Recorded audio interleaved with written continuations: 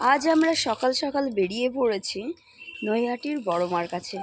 দেখো আমরা সবাই রেডি হয়ে গেছি। এই যে আমার মেয়ে আর বাবা বাইক বের করছে। ওই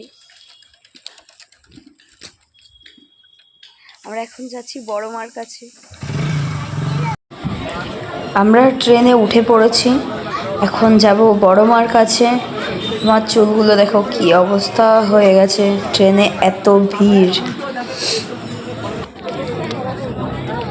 প্রায় চলে এসেছি আমরা, এখন নৈহাটিতে চলে এসেছি। নৈহাটির এই পার থেকে ওই পারে যেতে এই লিফটে উঠে ব্রিজের উপর দিয়ে ওই পাশে যেতে হবে, তারপরে নৈহাটির বড় মার দেখা পাবো।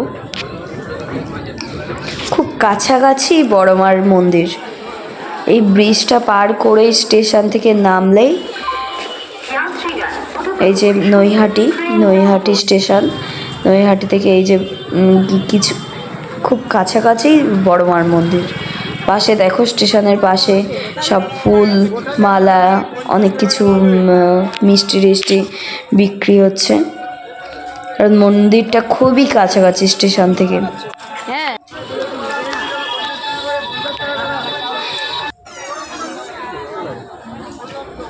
তারপরে আমরা প্রসাদ নিয়ে লাইনে দাঁড়িয়ে পড়লাম। লাইনটা প্রচুর ভিড় ছিল, অনেকটা লাইন ছিল।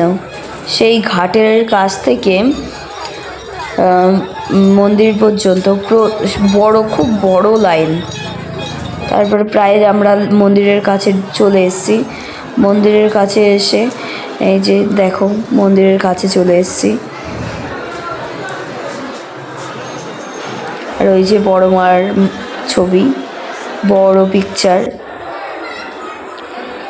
আর ওই যে প্রসাদ নিয়ে যাচ্ছে, এখন দুপুর টাইম, বড় মার ভোগ প্রসাদ দেওয়া হয় এই টাইমে। আমরা প্রায় ঢুকে গেছি।